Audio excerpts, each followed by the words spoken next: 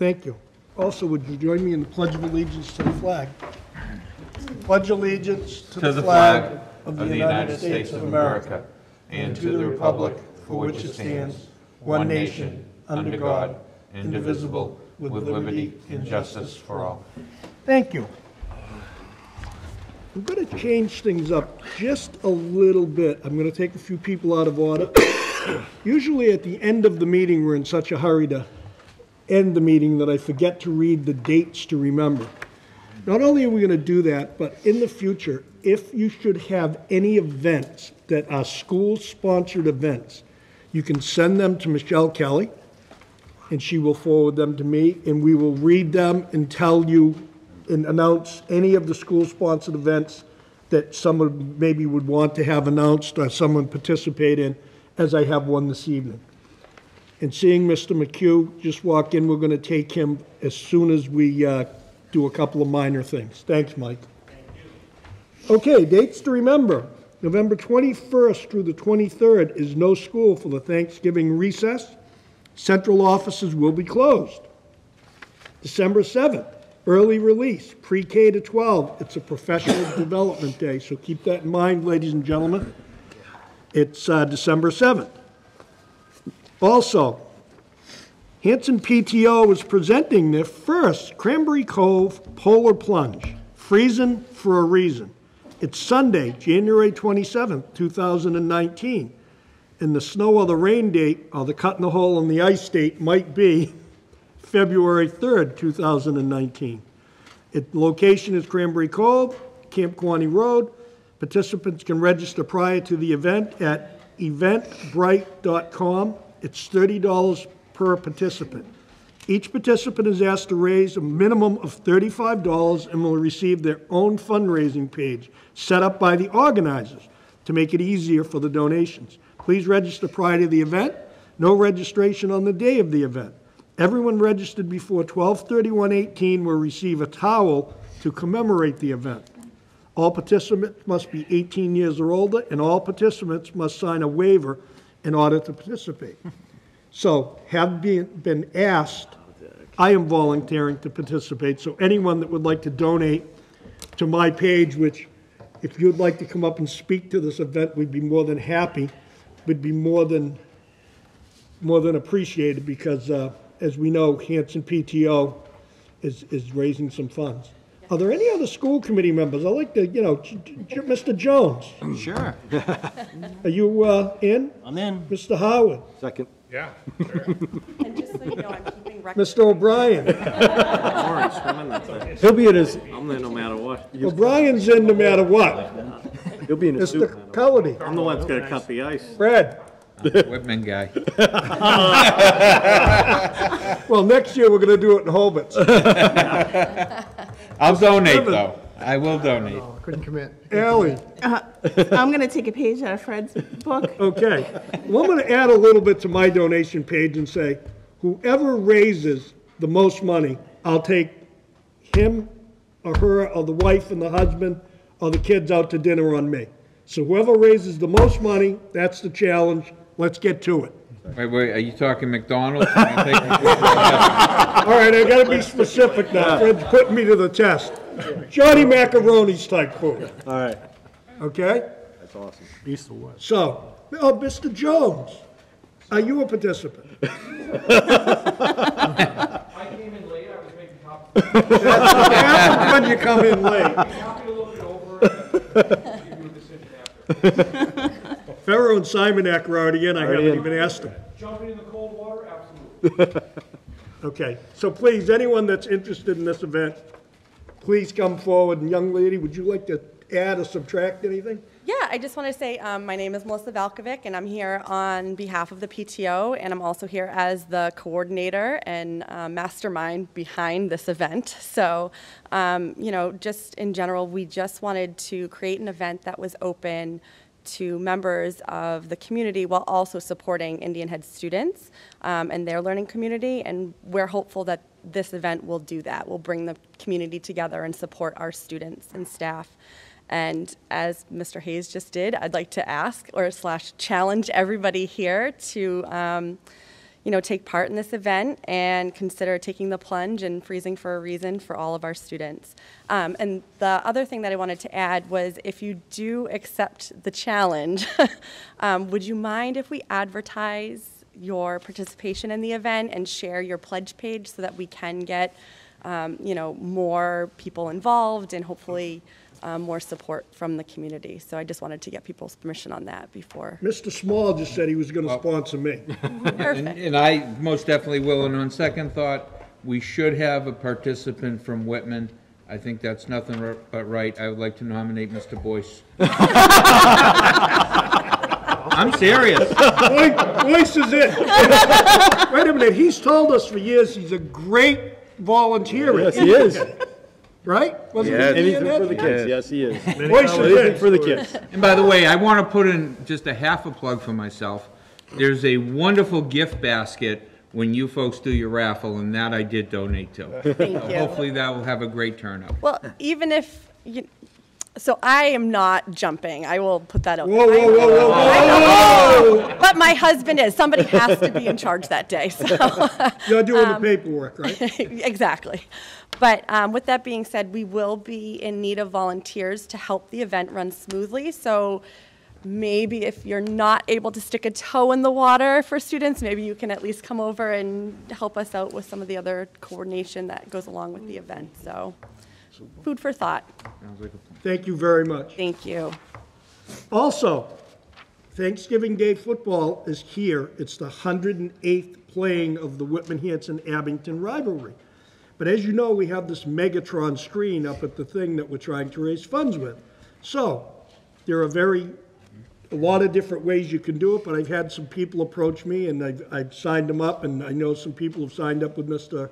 Rogers by saying, Happy Thanksgiving from the Hayes family. And it's going to play X amount of times during the game and at halftime. And Mr. Rogers has, like I've already sold a bunch of spots, and it was like $100 for 10 times, $50 for 5 times.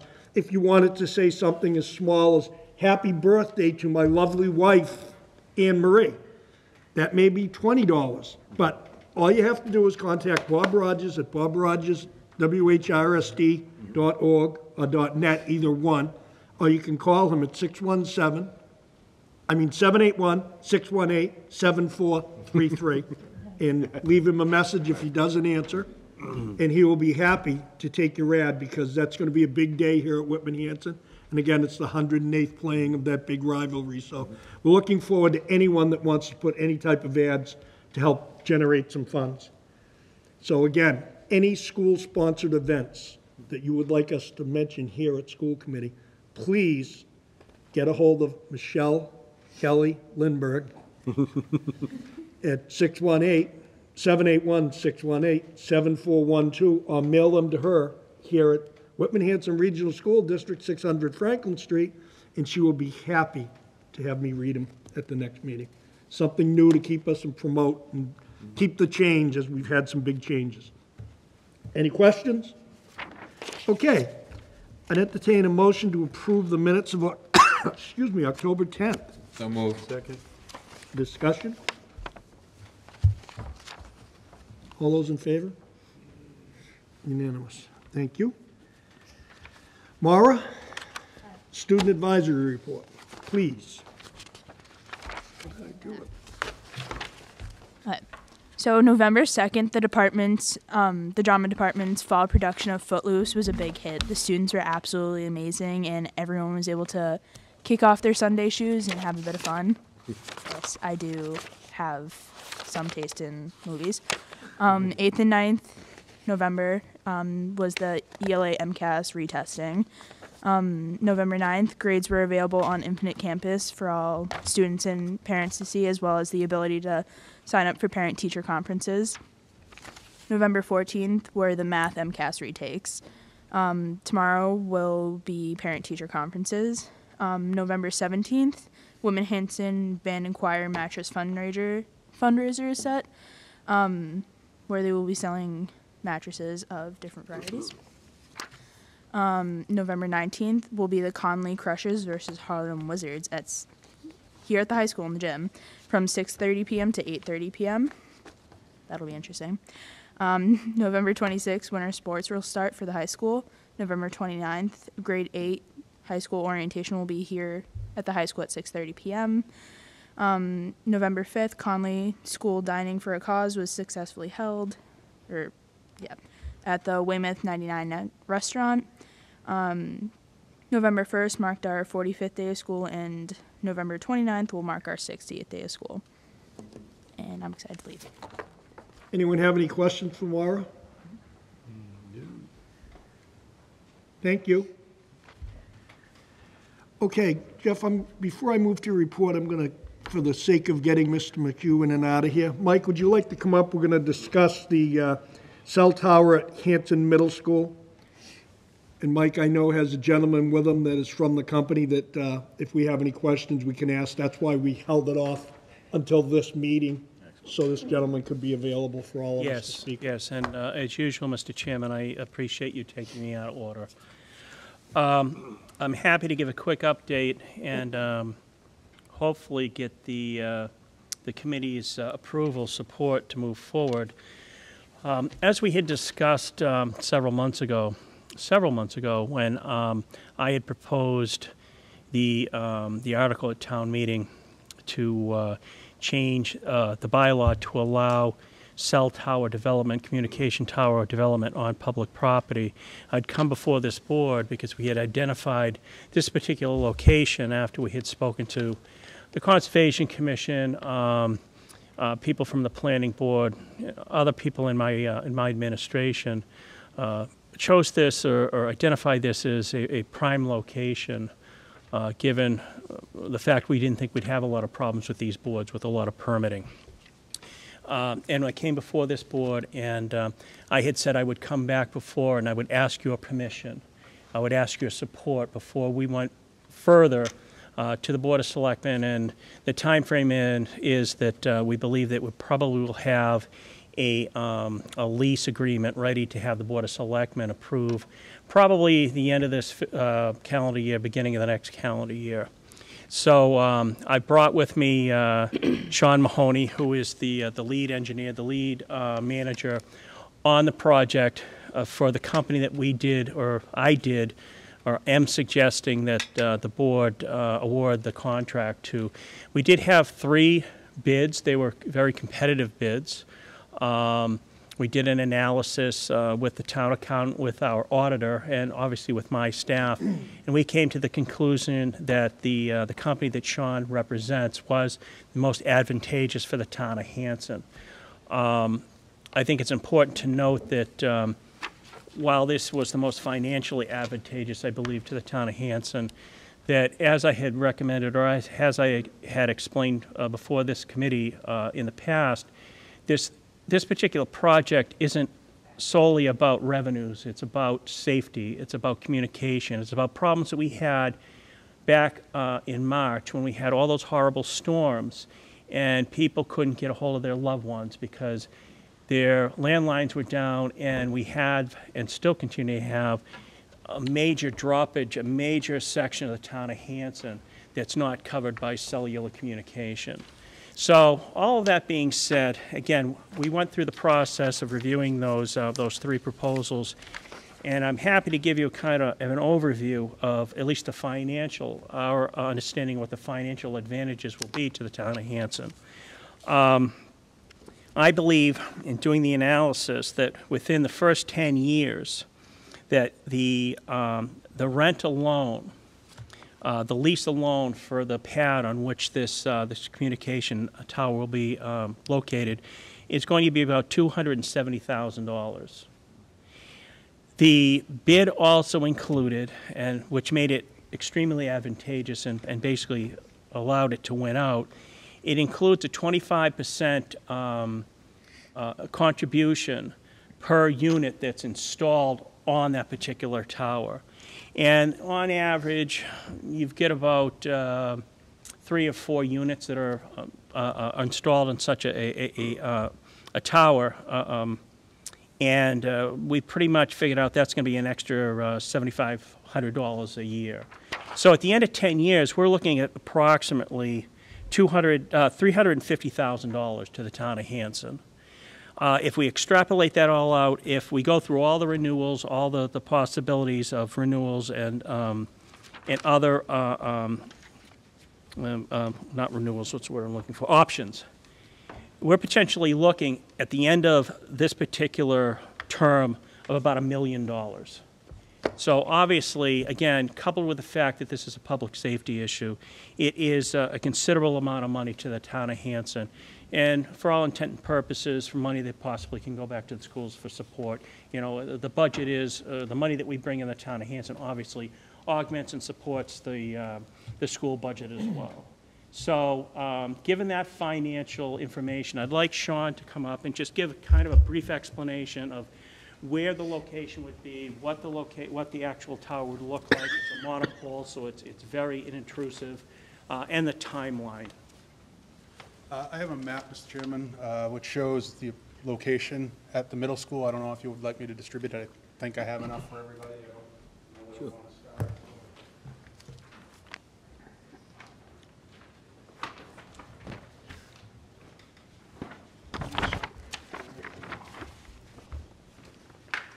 Thank you. I apologize. We can share one.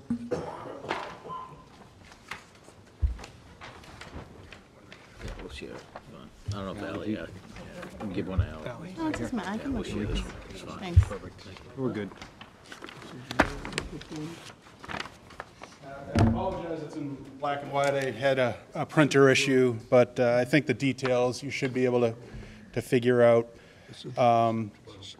Where we're proposing to locate the tower is to the northeast corner of the Hanson Middle School property, to the rear of the building, pretty much out of way of any location that is currently being used by the school.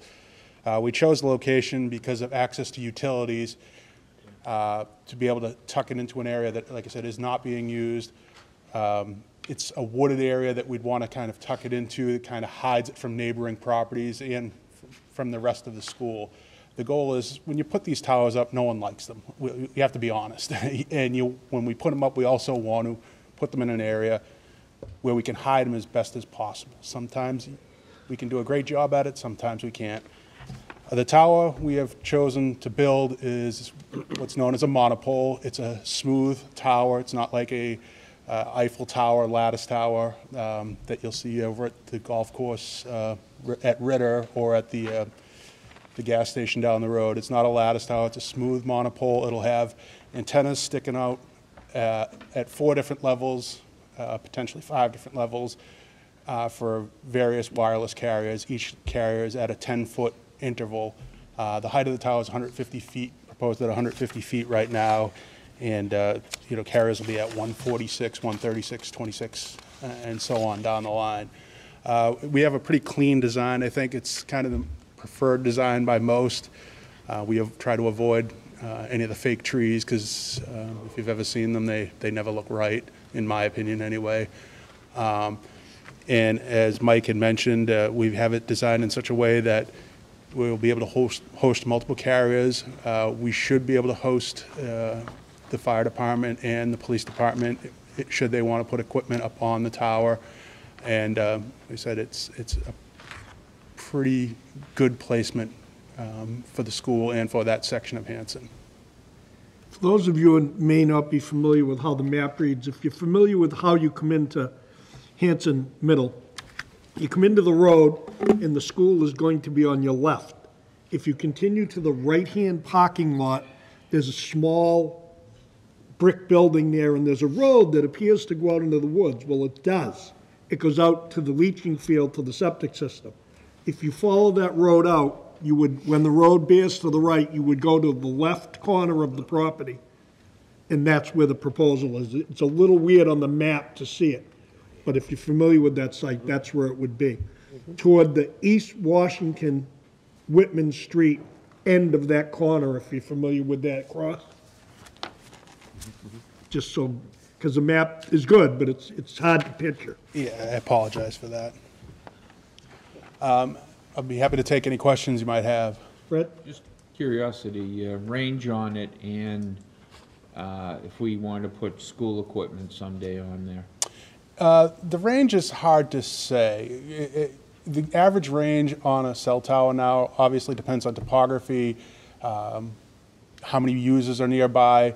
If you're in downtown Boston, we're looking at sites down 30 feet and below that broadcast several hundred feet. Here, the coverage is going to be a couple miles in each direction. And the goal is to connect to the existing sites in town, essentially, so there's no gap between the site at the school, the next site down on the other side of town, the next site up in Hanover. So it's, you know, about 2.5, 3 miles. But again, if you have a very large event, it can eat up the signal, so it might not travel that far all the time. You'll find that down here, the sites aren't turned up all the way because there are so many users. If you go up into Maine or if you go up into some really sparsely populated areas, you'll turn those towers on. They'll broadcast for 10, 15 miles. Down here with the density of population, you're talking about 2.5 miles is kind of the... What about 5G? That's in development everywhere. So I'm not involved with the 5G, so I can't tell you if that's being put on to the tower at this point, but it is in development with the company. So eventually, you know, everyone is going to be moving towards it. So, and as far as school equipment, again, if there's levels available, that I assume the school doesn't necessarily need very high-powered. I don't know how far you're trying to transmit. If it's just for the property itself, you know, you should be able to put something at 60, 70 feet, which shouldn't be a problem. Thank you. Chris? Do you know how far away from the school the actual pad is? My guess is about 300 feet. We don't have the surveys still in process. This is just the lease exhibit. This is kind of the first step. And whereas we just won the RFP a couple weeks ago, all the other engineering is in process, so I don't have the survey of the entire property yet. But my guess right now is about 300 feet from the building itself. And how tall was the tower? 50. 150. It's pretty much the standard height you're going to see on most towers. Once you go above that, you have to contact the FAA, and if you can avoid doing that, you will. Anyone else? So if it was a non-public site, what would be the proximity to like a commercial or residential, kind of in line with whatever the zoning type requirement would be for that type of thing? Or? So the zoning in Hanson is actually reasonably tough as far as the locations of towers. We would probably need a variance no matter where we went in town because it is so hard. As of right now, this site is going to need a variance. It is pretty close to one of the lot lines, but it is in a wooded area, and like I said, we felt it was, notwithstanding the proximity to the lot line, it's probably the best location for future development of the property. If you want that access road out to East Washington at some point in the future, we avoided that area. So, I don't think we could have put it anywhere better than really what we have it. I think it's important to note that the bylaw that was voted in does not allow the town to preclude itself from any of the processes that a commercial, a private location would require. So again, we had spoken with various boards and various committees and various departments to try to find the area that would be the path of least resistance. However, as Sean has sort of noted, this project will still more than likely need to go before the ZBA for a variance because it is, I believe, within 50 feet in a butter. It will also, to a certain degree, have to go through the conservation process as well. But again, we chose this site to promote this site because we thought that, at least in terms of all of these things, conservation in particular, that it wouldn't meet with a lot of problems. Will there be things that may need to be discussed? Yes. We will still need, the proponent will still need to go through any process any private a proposal would need to. The bylaw that we passed just allowed the possibility to put it on a public site. Good. Yep. Good. Mike, it also helps out public safety for fire, police, Oh, yes. extending the range throughout the town. Oh, yes, and Sean may have noted, and I may have neglected to, that they have proposed, or they have offered locations on the pole for emergency services at, at no cost. Anyone else? I'll entertain a motion to approve. So moved. Second? Any further discussion? Chris, I'm sorry? Were we scheduled to vote on this? Yes. We were? Yes. Okay, I didn't see it on the... We were waiting for this gentleman to be able to come. I would like to note, if I could, Mr. Chairman, the cooperation that we got out of your facilities people, especially on Sandlin. One of the reasons, not the complete reason, that I chose this particular proposal that Sean brought forward is Sean visited at least once, if not twice, this particular location, and the others did not. And Sean and Ernie's people worked in collaboration to make sure that this particular proposal was fully vetted in terms of location and applicability. So again, I really wish to extend my appreciation to Ernie and his people. The cooperation that the town of Hanson, my administration, my department gets with the school committee and with the school department, and I've said this on several occasions, is extremely appreciated. And this is just the fruition of just another thing that I think in collaboration we've been able to do with the town of Hanson and the school.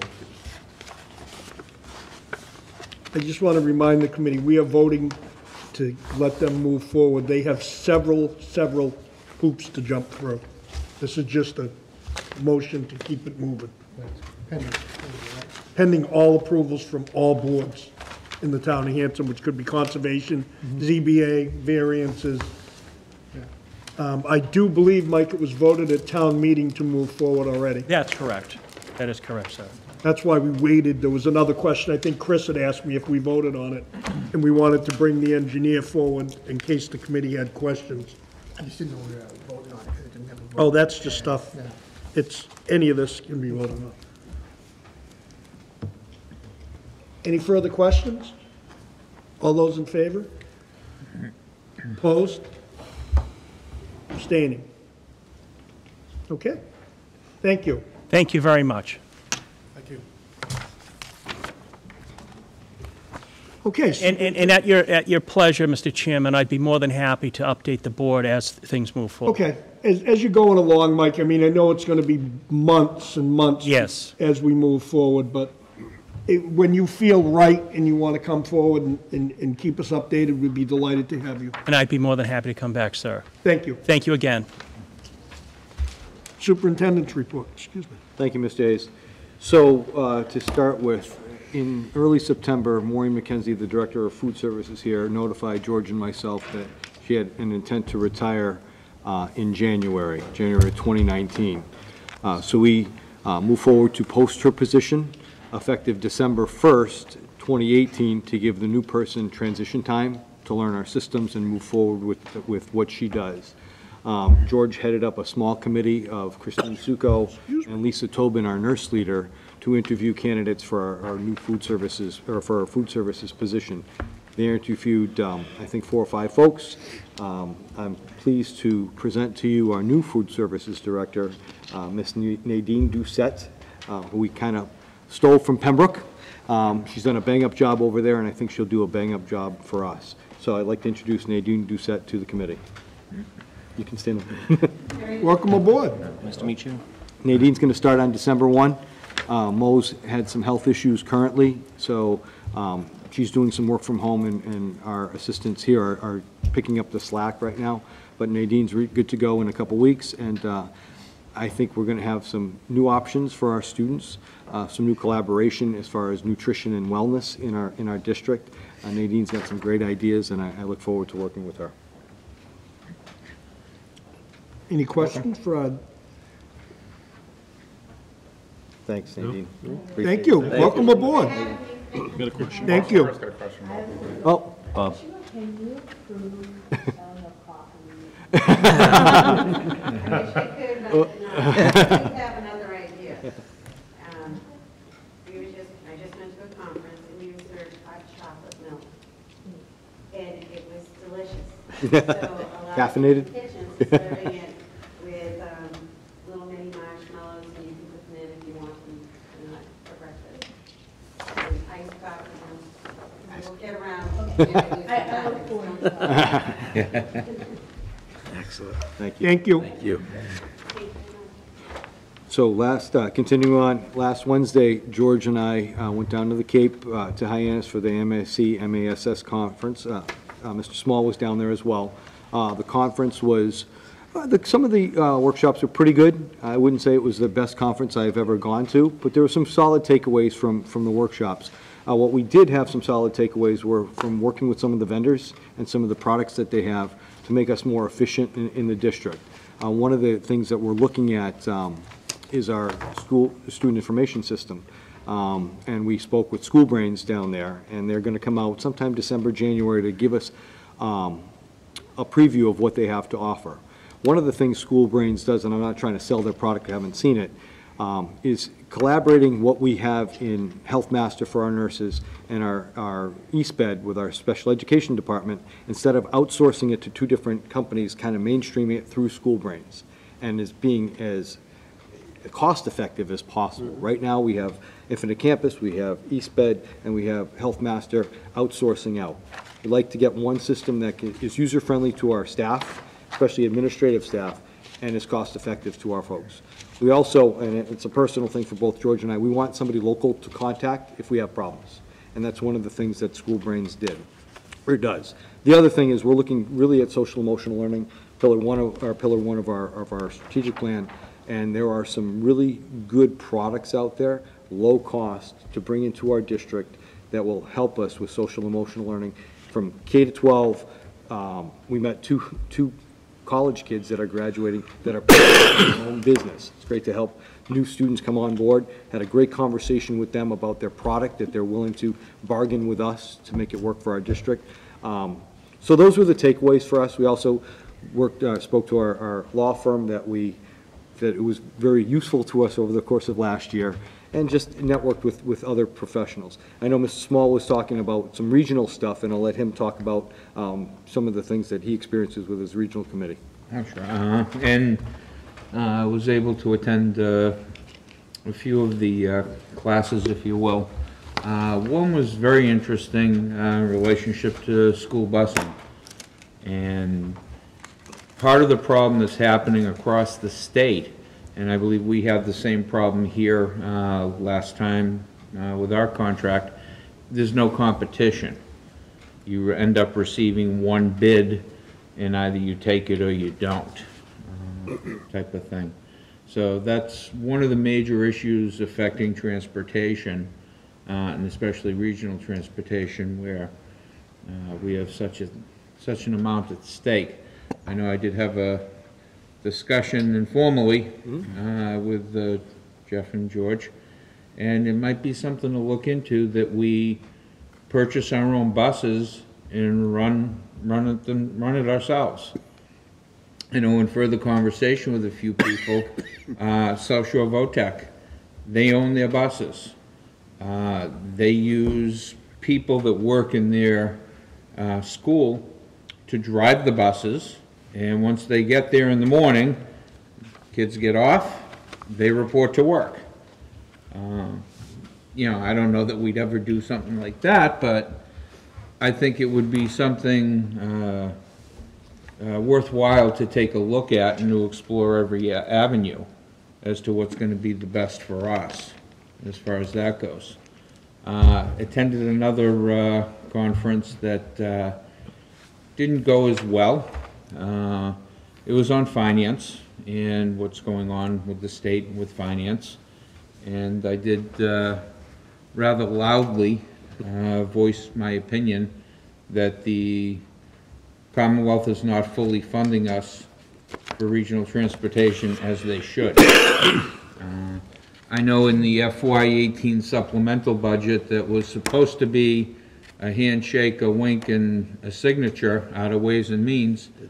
Not having that was $116,000 out of our budget that we could have realized in additional funds. They're up to about 80% in funding for regional transportation. The statute reads that they shall fully fund it. The state auditor agrees with us, according to Suzanne Bump's office, and I did have a chance to talk to one of her folks. As he said, I hear you, I agree with you, I just wish I had a checkbook. And that's a direct quote. So we're still looking around to see what we can do. There is a group of us that have become active on Facebook, of all places, support Mass regional schools. And we held our own impromptu meeting in the lobby. And as one gentleman said, what started off with 5 or 6 of us quickly grew to probably about 20 of us. And we spoke about how we could advocate for our districts and advocate for ourselves in trying to fully make change. You know, one thing that we're in conversation with, and Jeff and George were gracious enough to allow me to extend the carrot, so to speak. Perhaps sometime in January, get a group of regional school representatives. Let's sit in a conference room or sit in a small lecture hall, or, you know, hey, if we can get enough people, let's fill the pack and go over what our particular issues are, try and get our local state reps, state senators, and whoever else we can get to come down and hear our plight, and then roll up our sleeves and realistically discuss a plan that can solve some of the funding issues that we face. You know, it's a gripe that we all seem to have.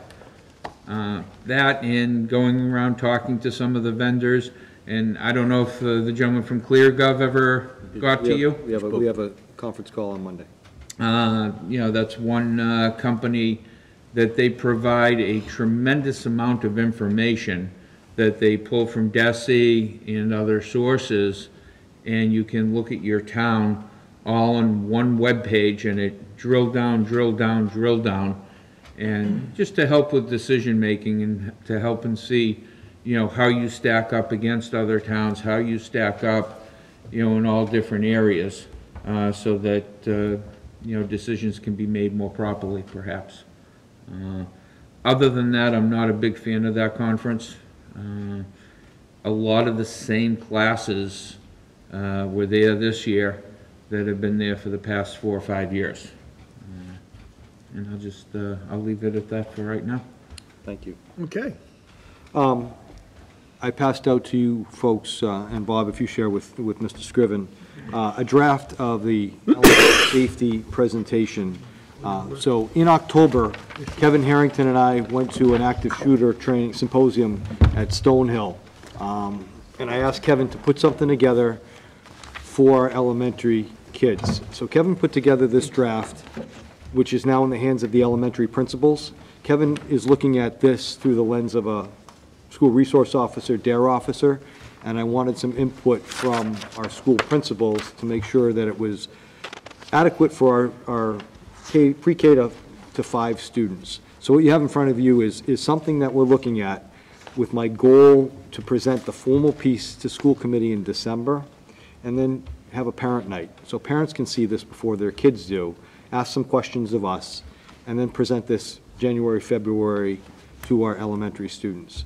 Something from Pillar 3 on our strategic plan of safety security, something that we've talked about last year after the Parkland shooting when we had the conference or the parent night in the small lecture hall, that parents want to know what's being sent to their students or what's being talked about for safety security with their students. So this is one piece of it, the elementary piece. The other piece for that parent night that we'll put out is our common language of lockdown, stay put, and shelter in place. That's not in your packet. This is simply the elementary piece of it, but we'll add that to all of our parents so that everybody in the district knows common language to make sure that when their students go home and they say, Mom and Dad, we had to stay put today, Mom and Dad don't think active shooter right away. They think maybe kid threw up in the hallway. So something like that. But right now, our parents don't know that. So when we had to stay put for a medical issue last week at Indian Head, we made sure that parents from Indian Head knew that there was a stay put. But if little Johnny came home and said, look, we had to stay put today, Mom and Dad might get a little anxious about what was happening in their school.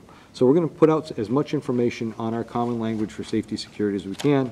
Again, this is a really rough draft, just an idea for you folks to know what's going on behind the scenes. I want to thank Kevin Harrington for doing this on his own. And then Kevin and Officer Frazier will do this along with myself for parents come January once it's approved. Any questions on that? Questions, anyone? Yeah, just one. I know it's just a draft, but the test, is that an actual, gonna try something? And see, that's what I don't know what Kevin has for that, and that's Right. one of the questions Kevin Only Downey because said, that's what does this mean? And there's a couple of language and grammatical things that he Yep. says, oh, see the next page, and there's not. So I'm gonna have our professionals tidy it up for him, and so they're not looking through the law enforcement lens, and then get it out for you folks. I always ask because of that meeting you had last year, there were some anxious parents there, so. We're gonna try to make sure that. One wanted one way, Less the other anxiety. wanted the other. You know, I was gonna bring that up too. One parent said, I told my children to run. Right. The other parent said, you wanna listen to the teacher. I think we were all at that night. Fred? And just sort of in the same, more of a comment than a question. I think it's fantastic for children to be on the same page as each other, their teacher, and their parents. I would think that it could be a wonderful thing to have, not one parents' night, but to put the parents through the actual training that their child is going to be receiving. Just as much as we can do with the community. And also to Officer Frazier and Kevin Harrington, they're fantastic. We're very, very fortunate to have such dedicated guys. And I'll reiterate that last From our night, police a chief. little off topic, but we had police and fire here at our CPAC meeting, talking about our special education students, and the chiefs were here representing police and fire and answered a lot of the questions that our special education parents have for not in school, but at home. And the fear of that, their child who is a runner, what can the police and fire do, or their daughter that has seizures. And it was a great dialogue, and I appreciate the partnership from both Whitman PD and Fire and Hanson PD and Fire, because it's a constant dialogue about not only kids keeping safe in school, but in our community, and making it a real team effort and a community effort. So I really appreciate the relationship we have with those folks. They work really well for us and work very hard for us. Well, Jeff, they might want to think about, if you read the paper as of yesterday, the young girl that didn't get kidnapped because the parents had a password. Right. Somebody pulled up and said, hey, your mom said I'm picking you up, and the kid said, what's the password? Well, it was interesting on that topic, because we were talking about keeping kids safe, and one of the moms has a runner, and Lieutenant Casey actually said, why don't you put a bracelet on, a color of the day, so that if that student does run, and you say he's wearing a blue bracelet, that it's easily identifiable, because in a high-stress situation, police are asking, what was he wearing? And as a parent, you don't know what your kid's wearing when he took off. So the blue bracelet was something as an indicator of color of the day, instead of a password, color of the day, so that you can notify. So again, that dialogue to the parents from the chiefs was very appreciated, and by them and by me. Thank you. Thank you. So I'm going to ask Christine to come up and present our certified E&D, and then bounce on to the 2019 budget. Okay, in your packet, you should have received, well, actually, in September, you all should have received an email that actually gave you the total number of the E&D that was certified at the end of June. $961,237 is what we currently have in our excess and deficiency. 959. 961. $961,237. Okay. And also in your packet, there's a slide here that explains how the state got to that number. So last year, 2017, we were certified at 936,761. So the activity in 18, the prior year encumbrances of $19,227 that we encumbered from 17 into 18 was not used. Either the goods or the services were no longer available, or the goods or services did not come in a timely manner. The next one is in 18, 135,552 is the expenditures that were not used out of last year's budget. The unanticipated revenue was 325,387, which was, we got more money in interest, we got more money in Medicaid, we had a little more money in charter school, a little more money in transportation, and actually the homeless, we got two years of payments in 1 year, so that was up a little bit too. So that was why that was up 325,387. Last spring, you voted 450,000 to take out to balance this year's budget. 2018, we had DOR adjustments of $2,625. That reverts right back to E&D the next year. And in 18, we had DOR adjustments of $8,315. So the actual net activity for 18 was $24,476, which leaves the certification balance at $961,237.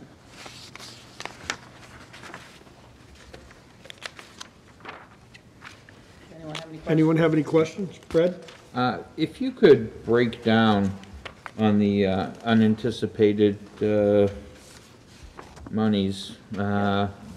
Sure, I have it right. McKinney-Vento. Okay, so Medicaid, we got an additional $75,000. Charter school reimbursement, we got an additional $62,064. Transportation, we got an additional $97,833. Homeless transportation was $34,062. But like I had alluded to already, that was actually we got $34,062 more than we anticipated because we got 2 payments in 1 year. And then the interest income was $55,589. On the McKinney-Vento, we received 2 payments. Correct. So that would be FY 18 and FY 19? Nope, FY 17 and FY 18. 17 and 18, okay. Because the 17 one we got in July, they were late with the payment, and then in 18, they were early with the payment in June. Okay. So we'll still see a payment for FY 19? Hopefully, yes. Anyone else? You want to vote this, correct? No, you don't need to. I mean, you can if you want, but it's certified by the Department of Revenue. Certified anyways. Okay. See how that is in February. Any more questions on the E&D? Vendor contracts? We can go to that next. I was going to go to the budget report for 19. Whatever you want to do. Okay, so the handouts that Michelle gave you this evening are the year-to-date budget reports. The one-pager is the year-to-date revenue. In the first column, you'll see what we budget or anticipate for revenue. The second column is the estimated revenue adjustment, which, if you recall, back in August, we certified the actual budget for 19 because the governor's budget didn't come out until July, and those are the adjustments that you voted on in August. So then the third one would be, the third column shows you the revised estimated revenue. The fourth column shows you what we've actually taken in, and then the last column shows the remaining balance of what we anticipate bringing in before the end of 2019. Anyone have any questions for Christine? Take a minute and look it over. Yeah, 1 second.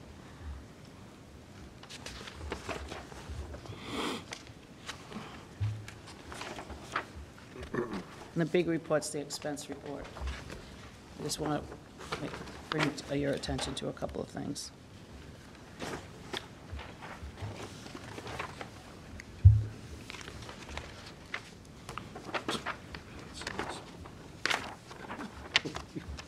So on the year-to-date expense report, it's the same.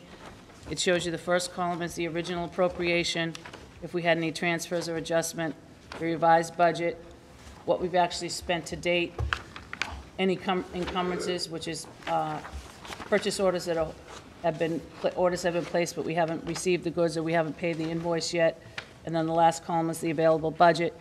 And you'll notice that McQuan is not in here, so it's a little bit shorter document. But I just wanted to bring to your attention on page 9, where my concerns are to date are with special education, as they were last year. It just seems to be earlier this year, with their contracted services, their transportation, their out-of-district placement, and the other one is, that's already over, is the McKinney-Vento, the homeless transportation. My concern is that we're already in the hole by $2,950 there as well. That's the only thing that I'm concerned with right now. The rest is pretty status quo.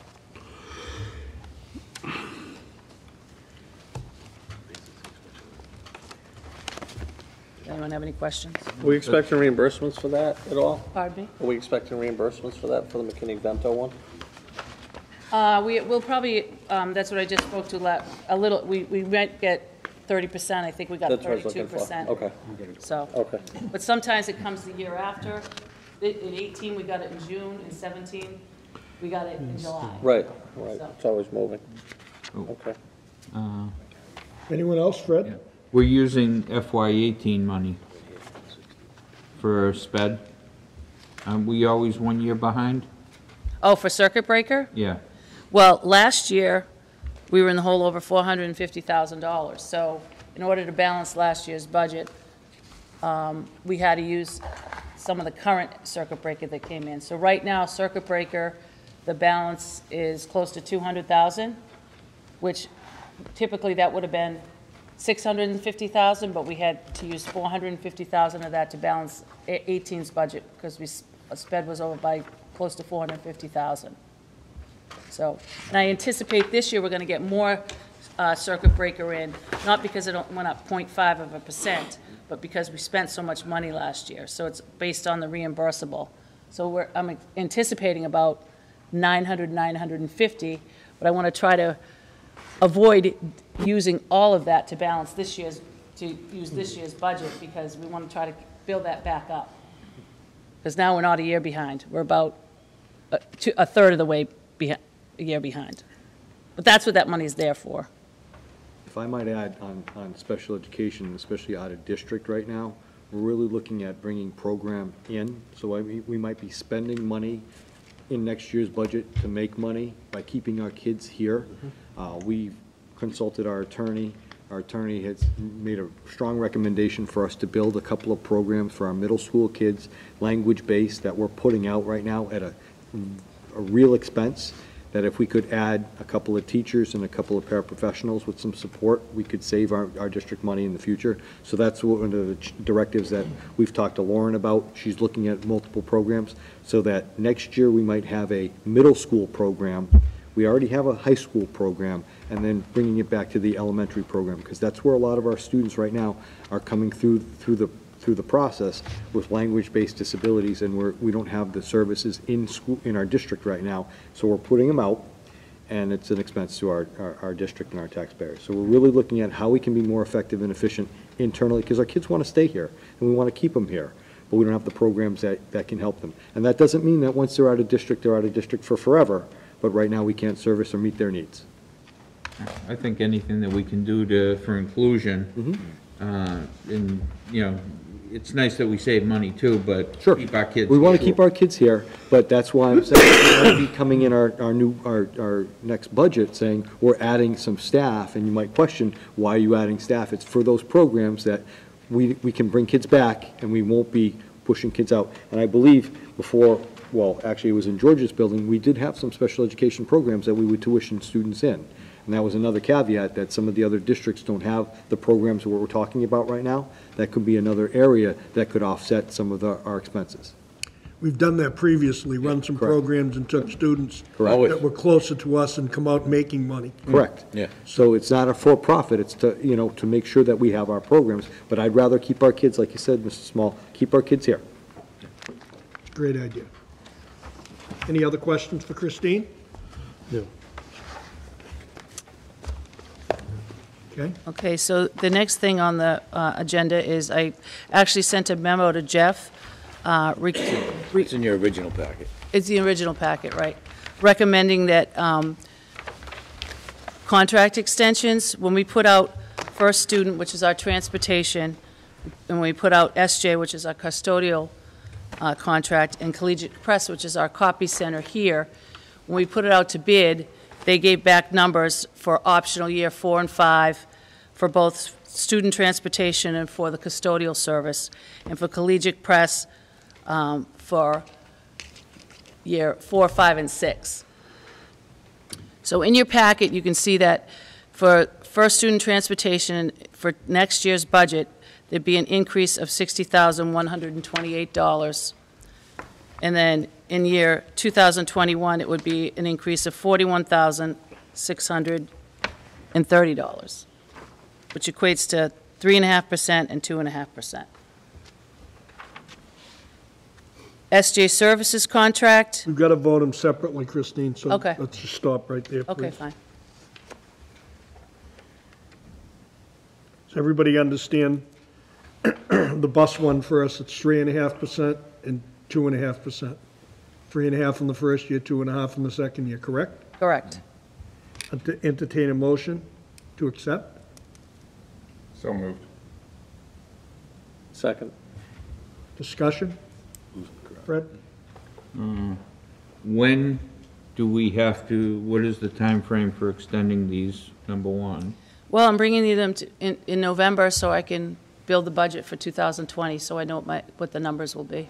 Okay, number two, do we have to agree to do both years, or could we do 1 year at a time?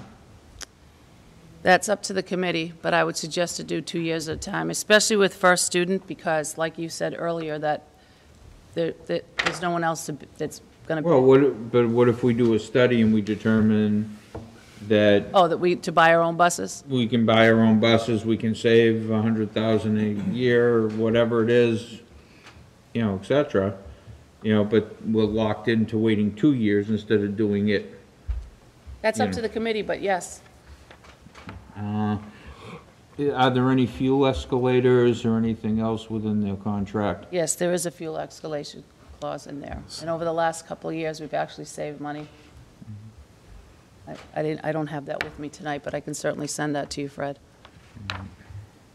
And I'd like to read the whole contract myself before placing a vote. That's me.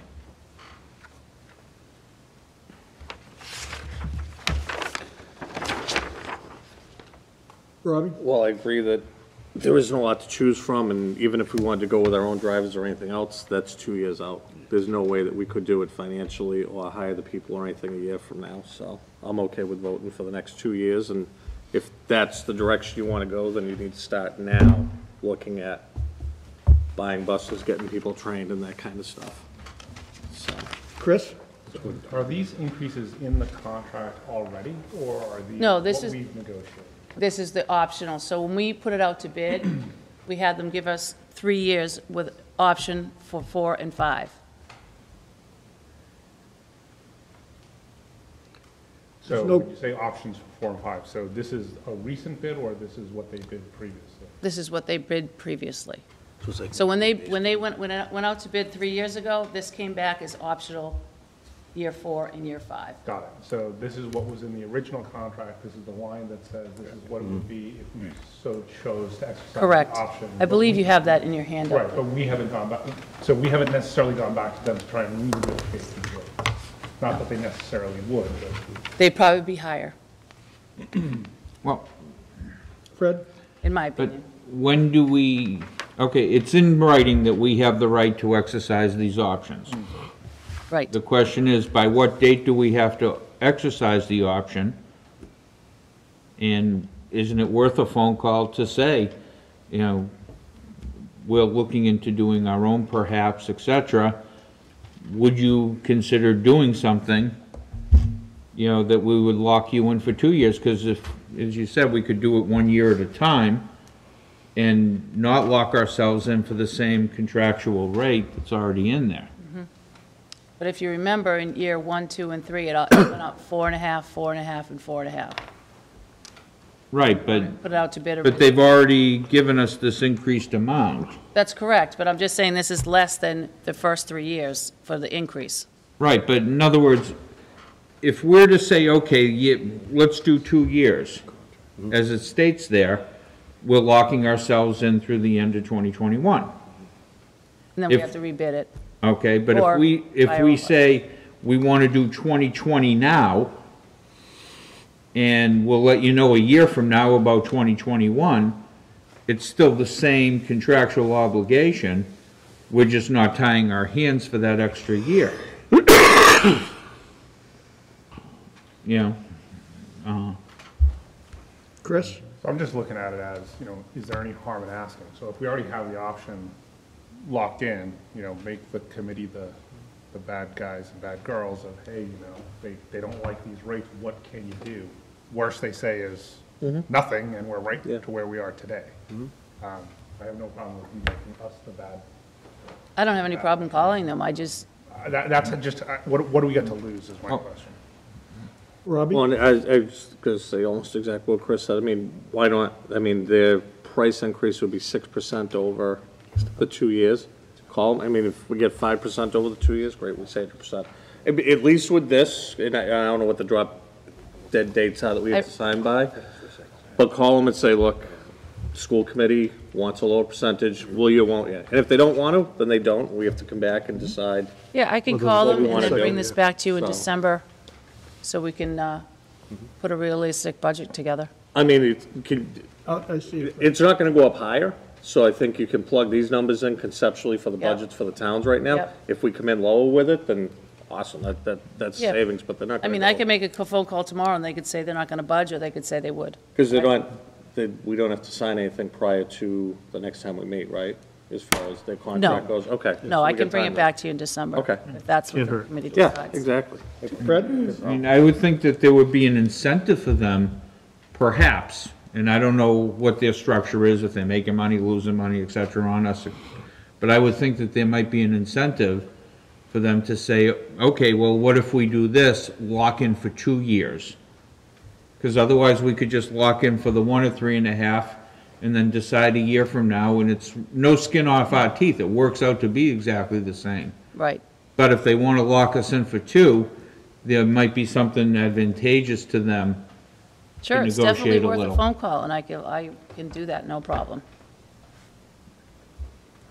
Well, wanna you've table you've this? also, I hate to be the devil's advocate, you've also got the other side that say, okay, we'll lock you in for 1.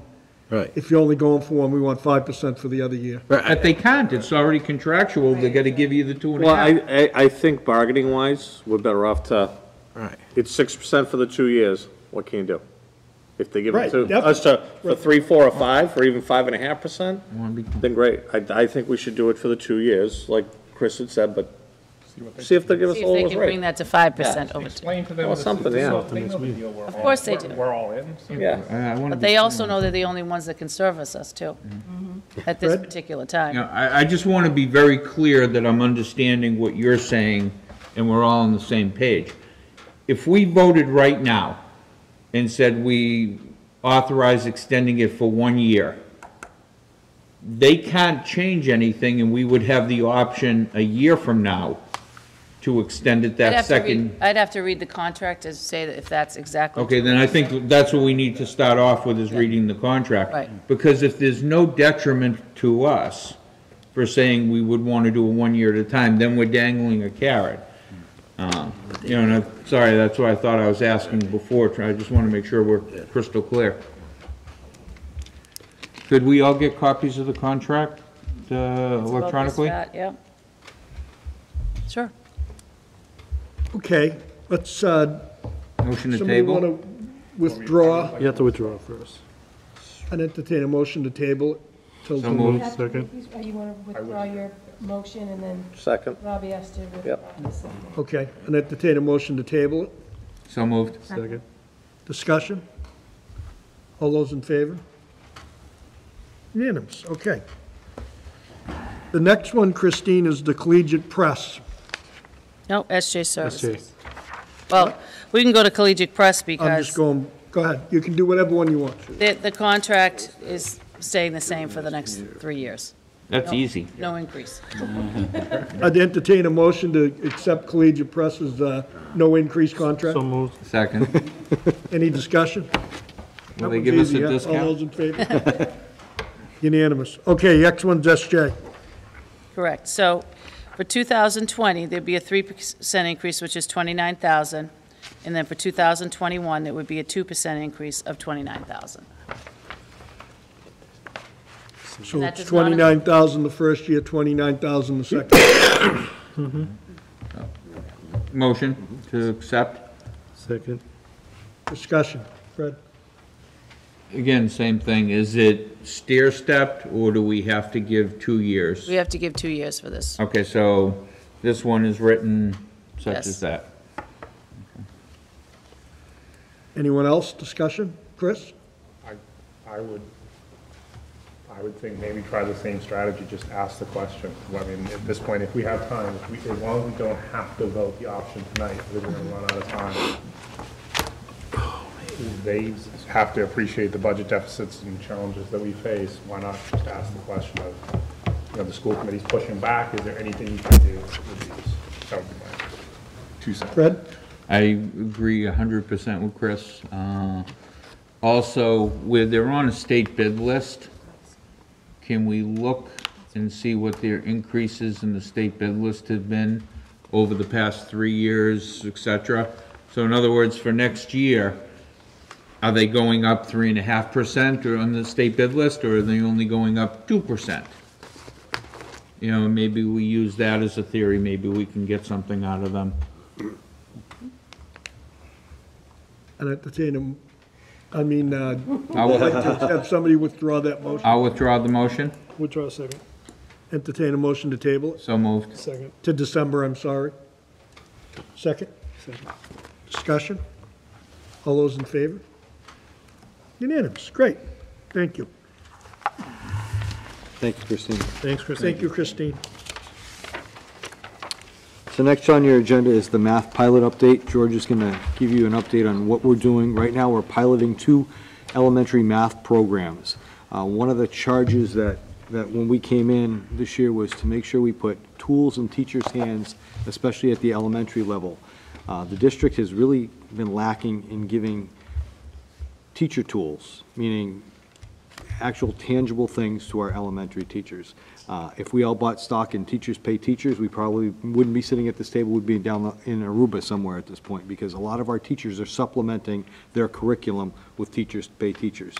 Brian Seelig, the coordinator of math K-12, has put together these pilot programs. We have different teachers piloting these 2 programs. George is going to give you an update on where we're at with that, because it will be an expenditure in next year's budget once we choose a program. Yeah, so right now, the reason why we have the pilot is that we had Envision for the last 7 years, and Envision is running out. Our license agreement with Envision, which is our elementary math program, is running out. There is such a thing called Envision 2.0, and that is not one of the ones that we looked at, because truthfully, when you look at all the reviews, the ed reviews on it, it is really not up to snuff. So the 2 that we've chosen, one is called Bridges. It's out of Math Learning Center. That's the name of the company, and their product is called Bridges. The other one is called Curriculum Associates, and it's Ready Math, and there's an iReady diagnostic piece that goes with it. I think this is a unique opportunity to make sure that we can provide, like Jeff said, an anchor by which our teachers can teach from.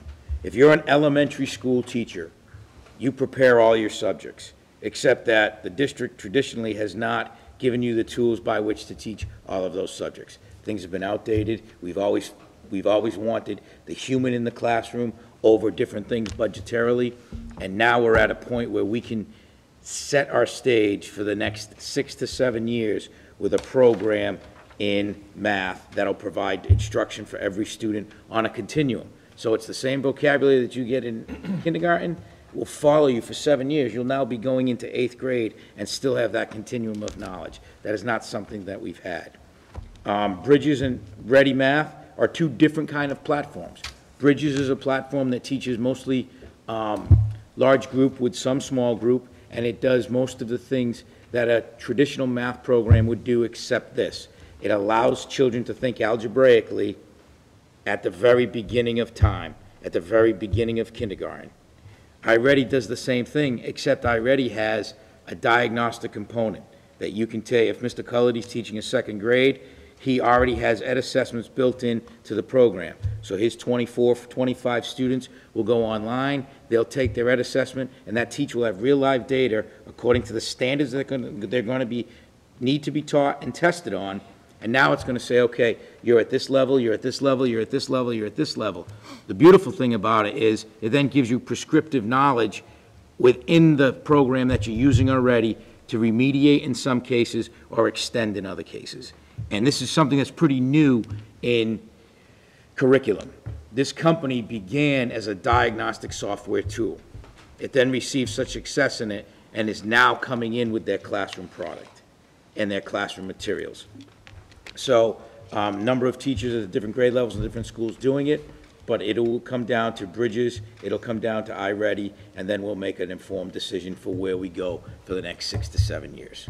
There's a cost for it. We're looking at leasing, we're looking at 1 year, we're looking at a 3-year cost, a 6-year cost, but there will be a cost that's with it. But that's where we're at right now in the training. A lot of PD that'll go along with it, but our goal is to provide a robust program for math so that as we then begin looking at what ELA needs are, our continuing science needs and costs, and our new social studies frameworks that have come out, K-8, we can then start to say, we can then start to put the tools in the teacher's hands so they can best teach our students. Got any questions? I try to answer them. Chris? What's your timeline? Just trying to. Our timeline is for. Make the decision prior to budget, or? Yeah, we're going to make the decision prior to budget, and then we're going to make sure that we are ready to implement, contract signed, ready to implement over the summer with the PD that's going to be there for the deliverables to begin next school year, because we're out. So I know this came up at parent-teacher conferences with my daughter, she's going through one, and I don't even remember which one it was, but I know what was really neat about it was that there were some things that she could do at home. Yep. And the tool would kind of redirect her to, okay. Absolutely. So she must be piloting the ready math. Yeah.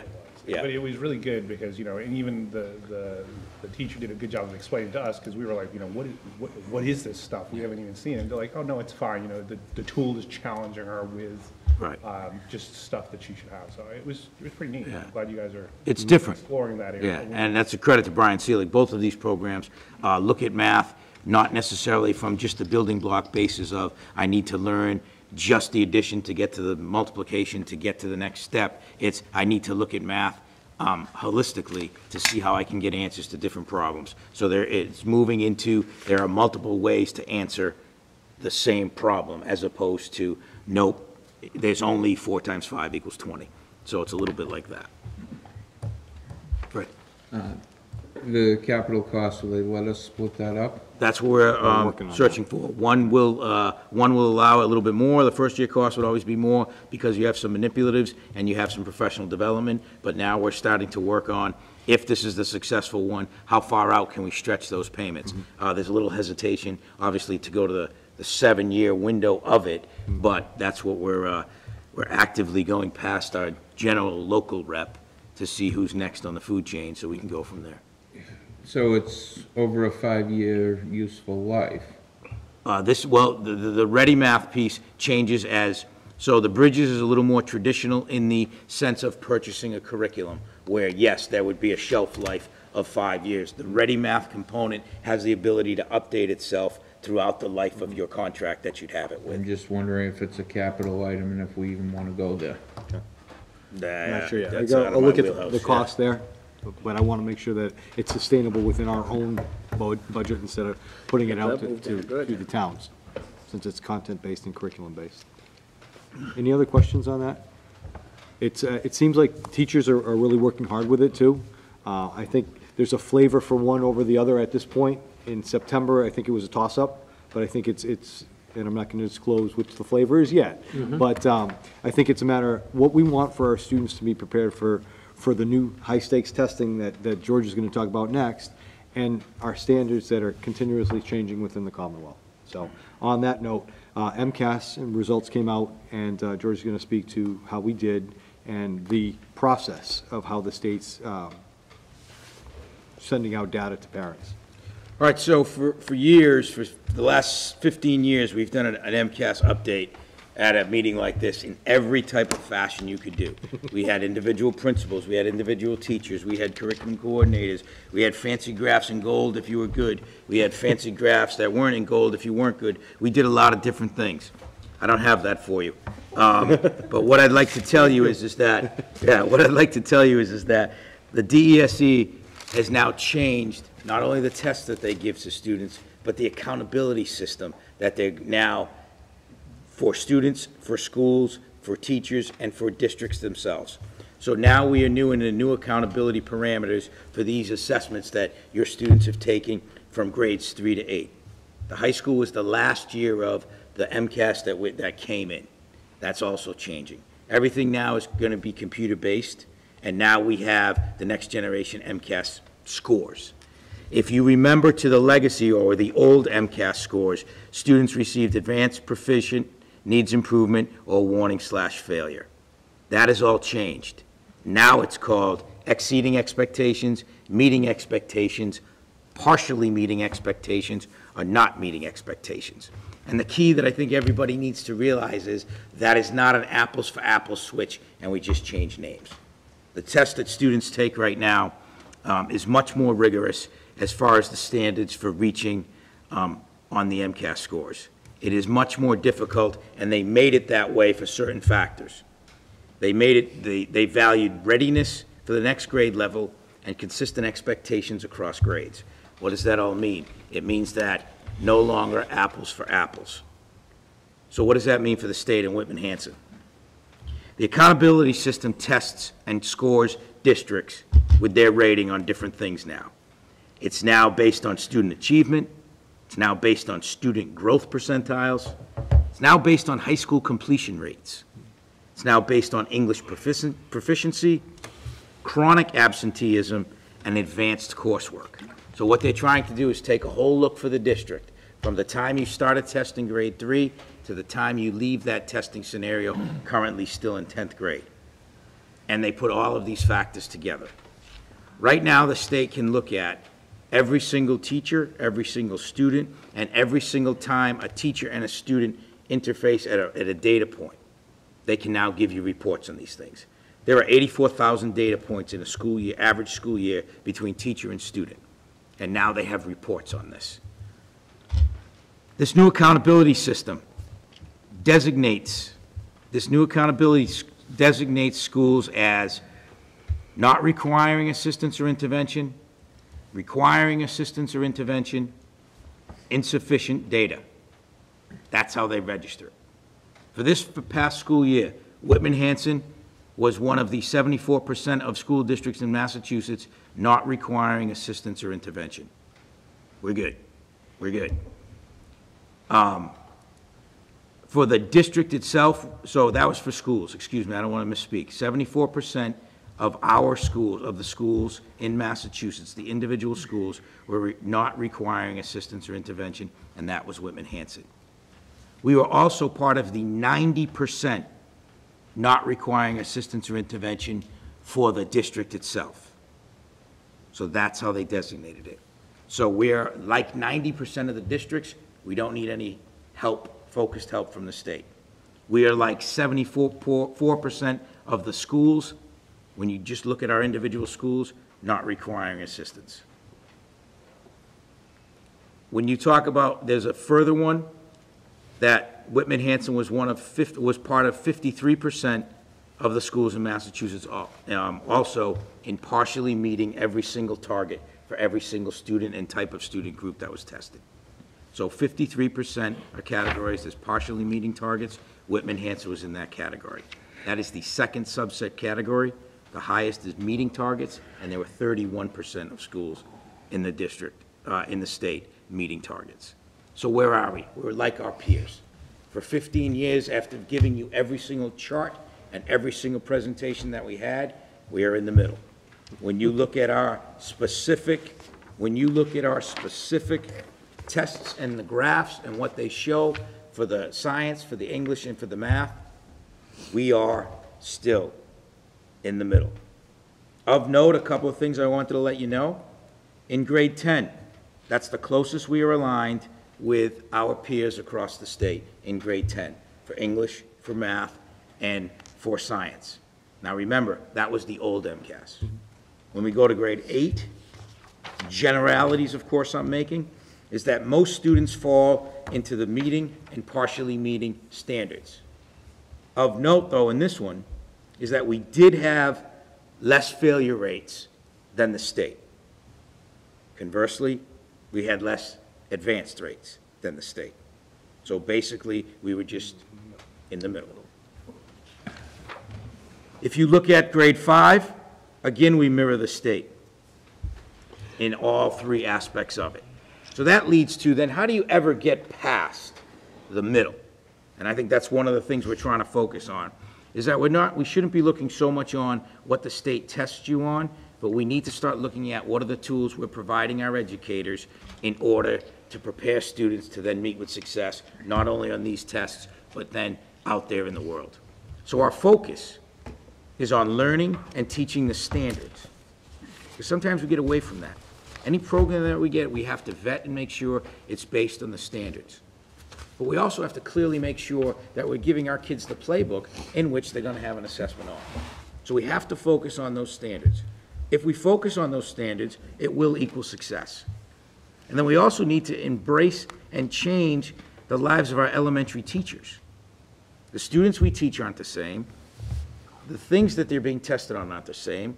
So we have to make sure that we're doing a good job from the school department and from the school community, that we are making sure that our teachers have the best tools they can to affect the lives of our students. That's not only purely academic. That's also from a social emotional standpoint, because you cannot expect test results to be well if we're not caring for the needs of the whole child. So when we talk about budget, when we talk about things like Excel and the social emotional learning network that we're on, we have to make sure if students are ready to learn from a mental health perspective, we then have to make sure we have the academic pieces in charge so that they can learn and prosper and foster. So that's our focus: standards, tools, and then the social emotional aspect, so that when we take these tests, we can try to move from the middle. That's what I have. Any questions for George? One of the things we learned from all this data, so if you want to come in and look at data. Oh, if you ever want to, if you have nothing to do, like nothing to do, grass is cut, like leaves are picked up, and you want to sit with me and go over the 6.04 reports from Edwin Analytics, it is pretty fascinating in a weird way, but it is fascinating and you will learn a lot. We can drill down to the student experience, and we've been able to find out some things around attendance, teacher attendance, how we treat our ELL students, how they experience the day, based upon those 84,000 data points that we have within our school. So we're drilling it down to see where we can make the most effective change, and just having conversations about that. Who are we putting in front of students? Are they teachers that are highly regarded teachers? Are they brand new teachers? Are they senior teachers? That's all being vetted by the Commonwealth, by DESE right now. So we're drilling down the data. So we just wanted to give you a brief overview of that instead of all the charts. We're, as we have said as principals here, we're smack in the middle. What we're trying to do is change that by putting the tools, K-8 especially, the tools in the teacher's hands, and then the resources to assist in social emotional, because it's an ever-growing issue that we have within our schools. And we're seeing it now that we're district-wide, the K-5 experience and what some of the teachers and some of the social emotional issues that our younger students are having are pretty significant, and we need to put some interventions in to make them successful if we're treating all kids and being fully inclusive. Thank you, George. Yeah, I'm sorry. Could you speak to some of the more informative data points that could be used in?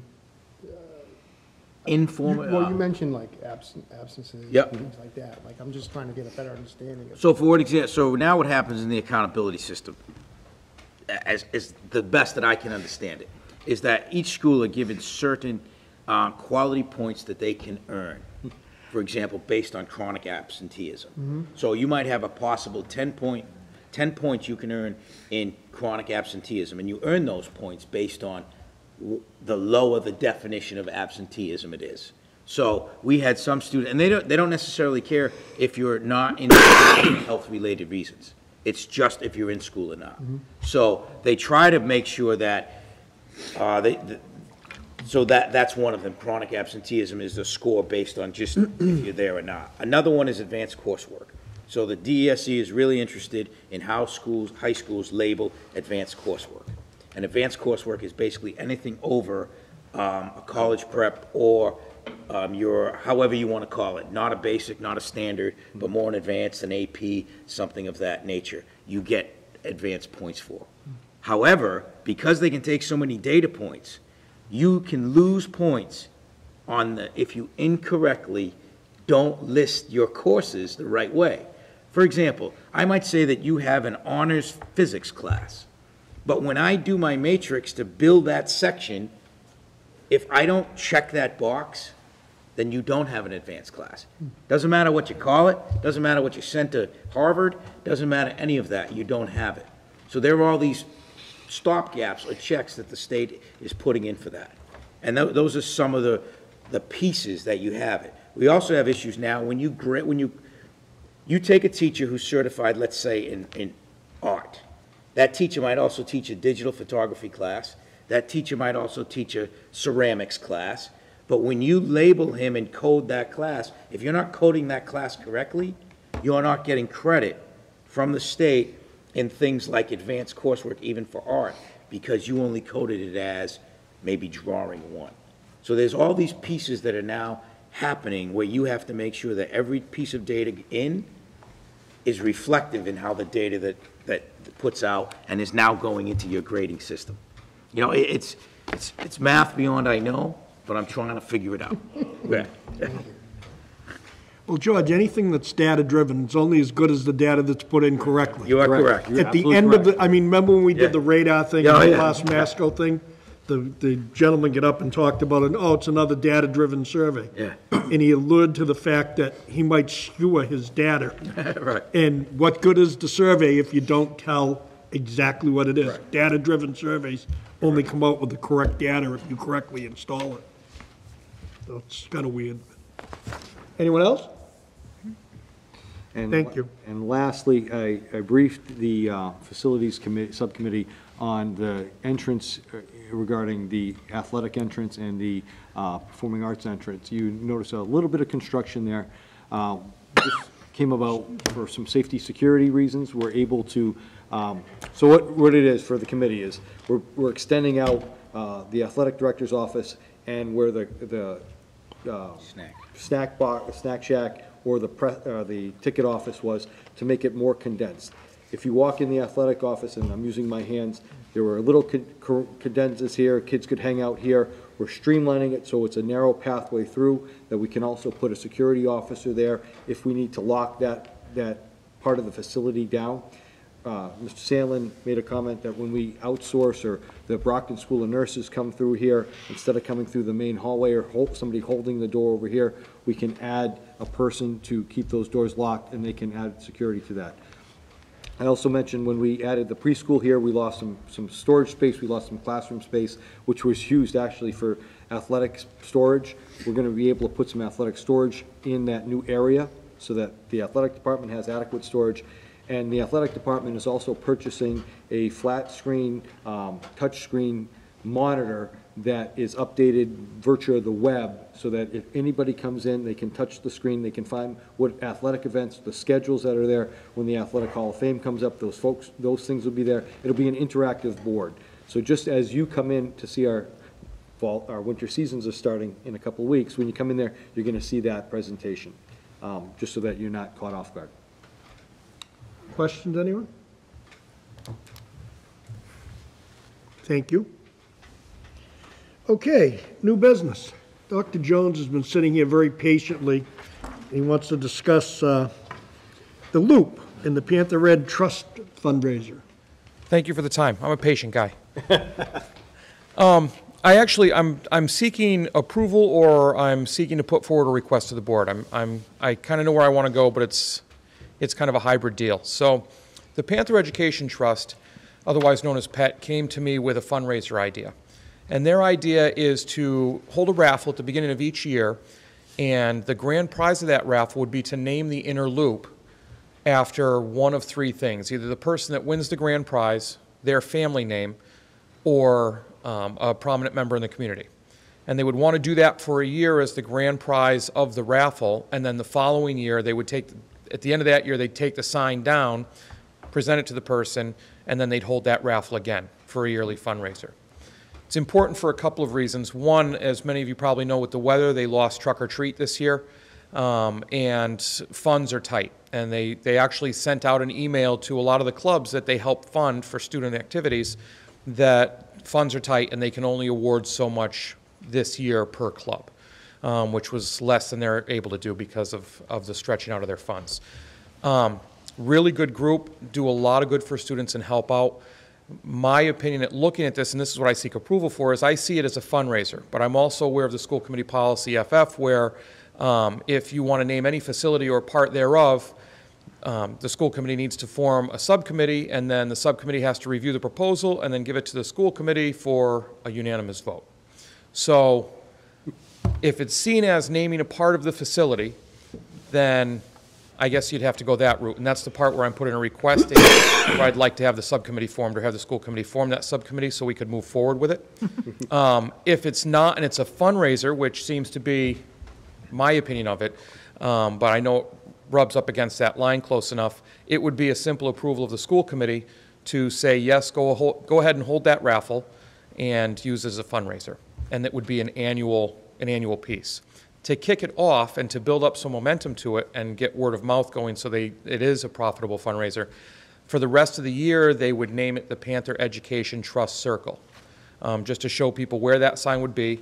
Earning Facilities would put that sign up, so it would be completely in-house what we did. And they came up with that idea because of the Spirit Rock that's been painted out front. They think it would go good with the Spirit Rock and kind of dress up that inner loop even more.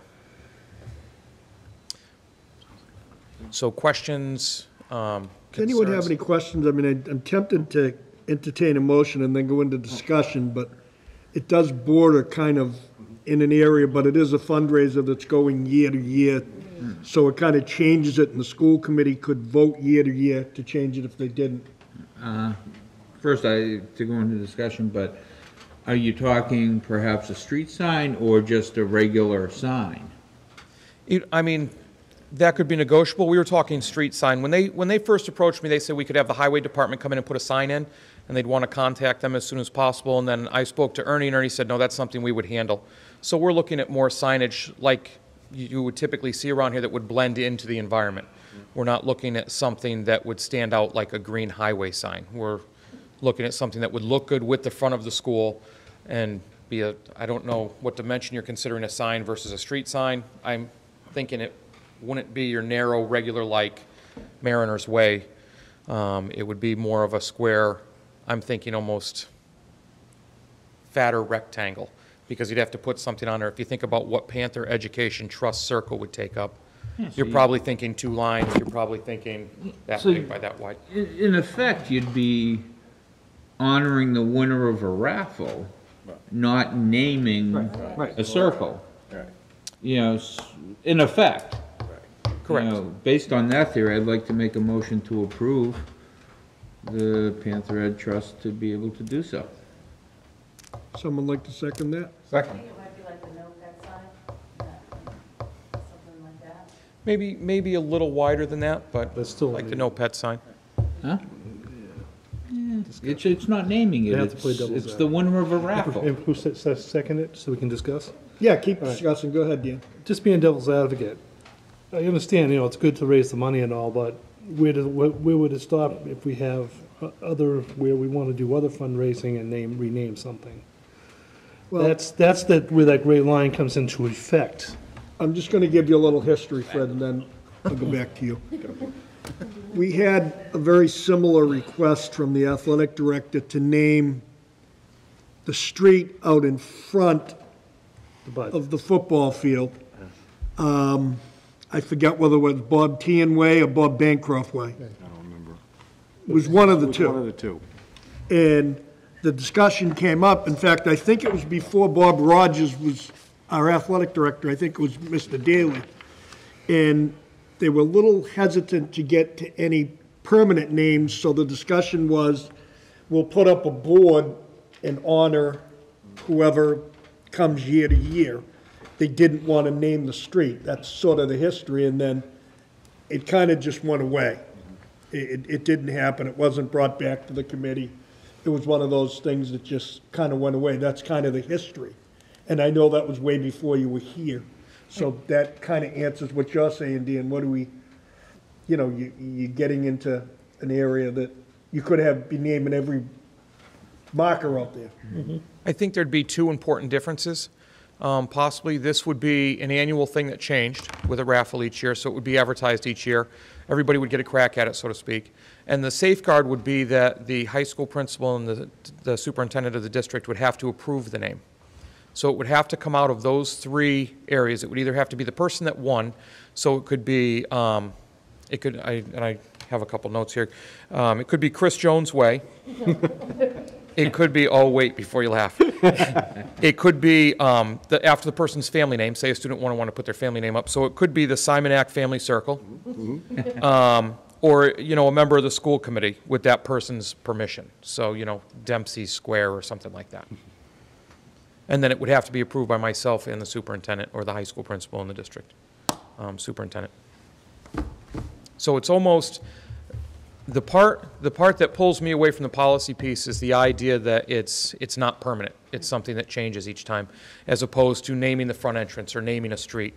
How about if we put in the caveat that we do it for the first year and see how it goes and revote it? Sure. That might help some people, Fred. I think Conley does something similar. Frank Kenny Way, I think, is... That's set. That's been there for... That was a long, long time ago. But, we're talking something that's going to change every year. Heck, the money goes to a great cause, goes right back to our students. I'd be all for entertaining any other group that, donates as heavily to our students, coming up with a different fundraising idea for out there. If they want to name a rock or something.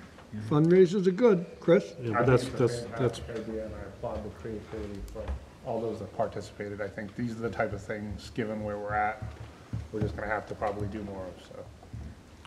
So, Like I said, it's fundraising, but I just want to make sure it doesn't, like you just said, naming a rock, naming this. All of a sudden, we're doing fundraising just to give out names. But what's the harm in naming a rock if all the money goes back to our kids and enhances their education? Then we're getting into we're advertising everything. Then let's advertise. Put Chico's bail bonds on the back of the baseball. If that's going to give a kid a better education and help their educational opportunities, I'd be all for that. And just for clarity's sake.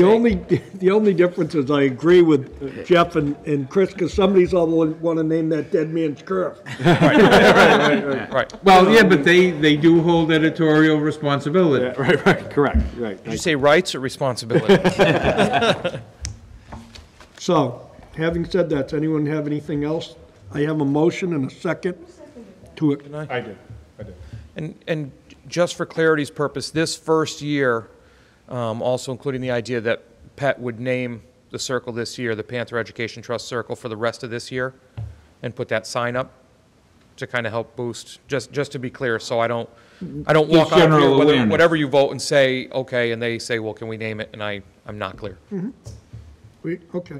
Everybody good with that motion? Yep. Any further discussion? So if we just read the motion, Michelle, it is for the remainder, PET annual fundraiser for the Luke name the high school, temporary not funded, beginning with anti-regressive. Something like that. everybody understand that? Everybody's good with that motion? All those in favor?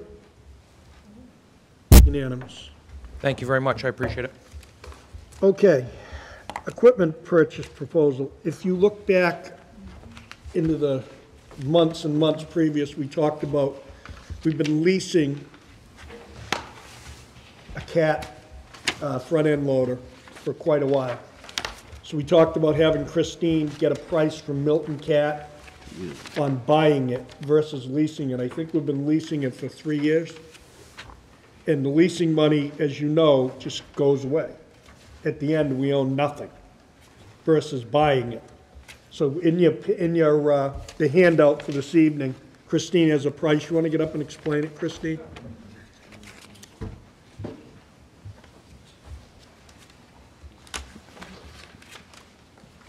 So off the state bid list, the list price is $141,800.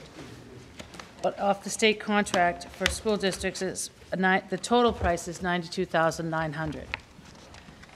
The second page will show you that if we lease this over a 5-year period, the annual payment would be $21,735.37.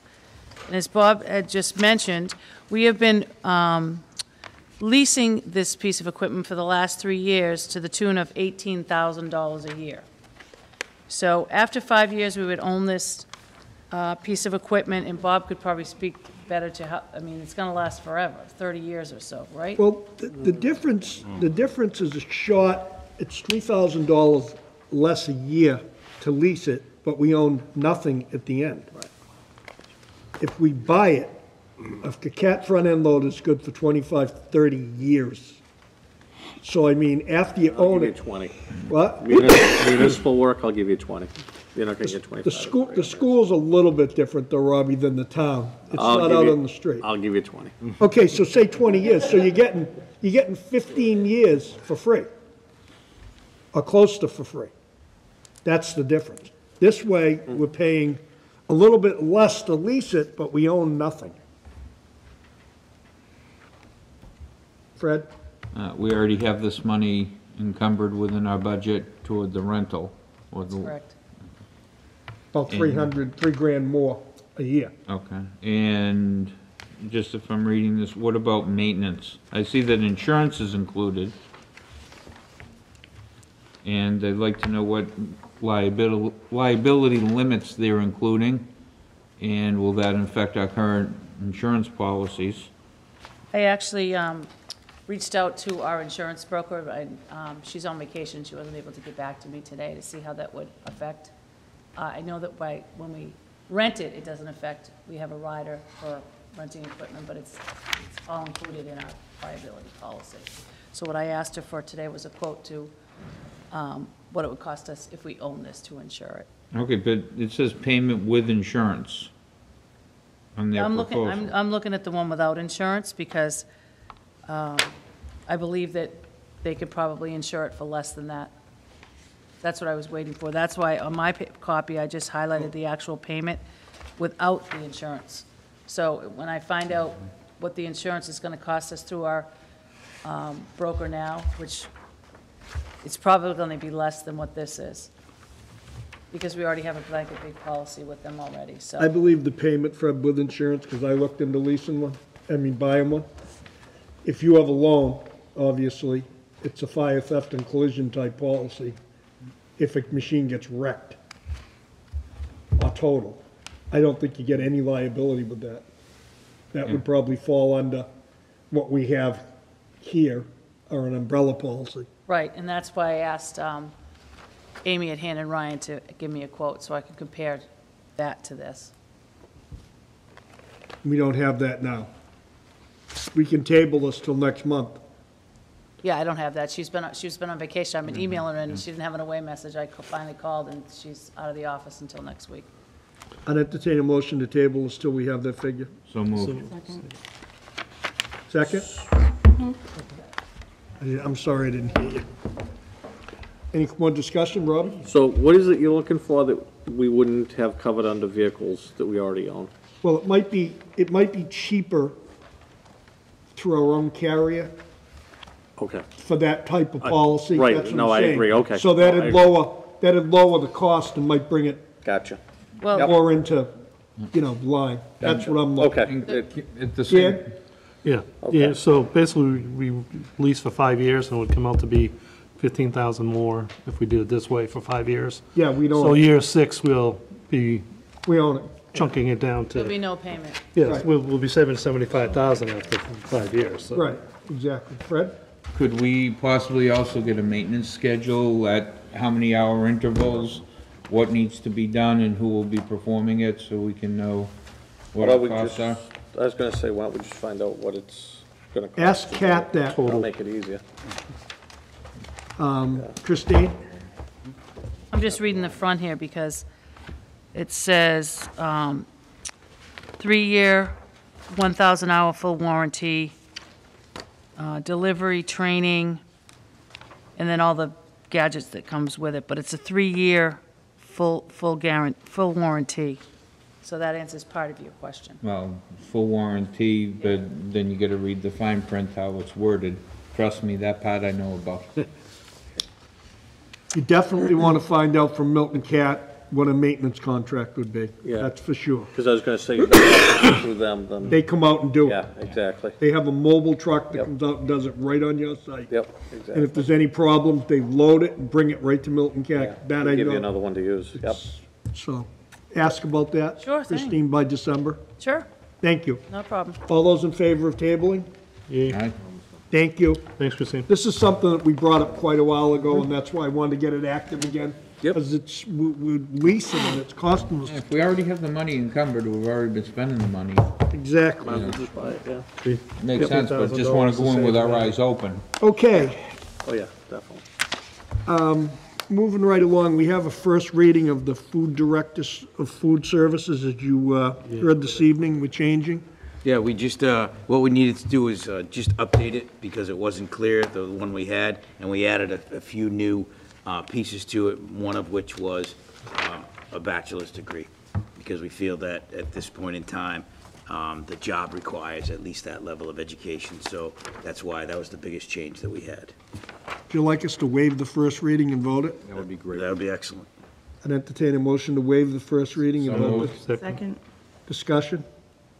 All those in favor? Yeah. Okay, we're waiving the first reading. I'd entertain a motion to accept the document as printed. So moved. Second. Discussion? All those in favor? Thank you very much. Thank you. Thank you. It's easy. Okay. Donations, aha. This is a good part.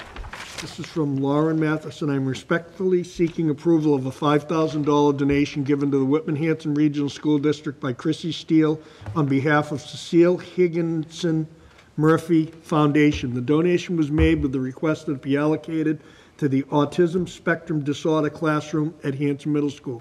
After speaking with the program's key players and prioritizing the needs of the classroom, I would like to propose using the funds toward sensory equipment and augmentative curriculum pending approval. This is much appreciated, and it's a generous donation which will greatly benefit our students with unique and specific needs. Motion to Entertain a accept. motion to accept? Second. Any discussion? All those in favor? Unanimous? Thank you. Okay. We've got some items to declare as surplus. Due to the recent change in adoption of next generation MCAS, the English department would like to declare the following material surplus as they are outdated. 68 MCAS English Language Arts Grade 7, copyright 2002. These books are currently located at Whitman Middle School. Please let me know if it's okay to box them up. Sincerely, Amy Fleck. Motion. Entertain a motion to accept? So moved. Second? Got it? All those in discussion? All those in favor? Unanimous. Thank you, everyone. Field trips.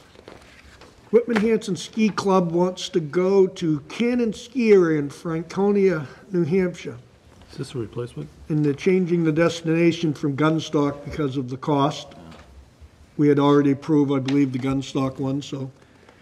We have 3 or 4 chaperones. One's Julia Giglia, and the other ones would be determined. They're asking to waive the nurse because they have special personnel there, should there be a problem. I'd entertain a motion to accept. So moved. Second.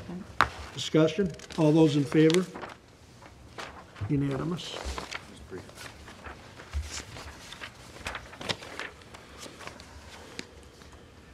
Okay.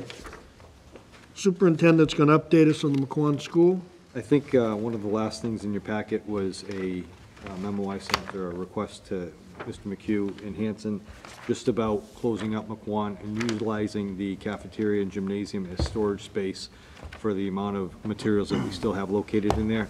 Ernie Sandlin provided the Facilities Committee a little bit of information about what we plan on doing with anything that we can send out to different parts of the world at no cost to us, instead of just scrapping the materials that we have there. There's a lot of desks, there's a lot of things that probably could be useful to underprivileged areas of our world. For that storage space, instead of trying to buy storage bins, we're going to keep up McQuon, so to speak. We're boarding it up now, draining the water out of the building, cutting the heat, but Ernie will maintain the grounds, do a walkthrough of that, so that the town of Hanson won't incur higher insurance rates, because there will be somebody still supervising the building. We're also going to plow, and if there is any mowing in the spring that needs to be done in the field upkeep, we'll do that in return. Hopefully, we'll have this cleared out by the end of June, by the close of school in 2019. Any questions? Seeing none, thank you very much. Thank you. We already voted the cell tower. Subcommittee reports. I entertain a motion to accept the warrant subcommittee minutes of October 25th, 2018. So moved. Second. Discussion? Fred? Just want to ask that when the warrants were, before they were signed, were they completely read, all the backup, et cetera? Just asking the folks that signed. Page for page? No. No. We hire people that if something's wrong and they catch it, as far as the treasurer, and all the other financial people. So sit there and read page for page? No. Don't have that kind of time. I understand where you're coming from. I'm asking the question based upon. Wish I had the time you have for it, but I don't, Fred. That's why I don't like coming. Okay, one of them was signed just by you.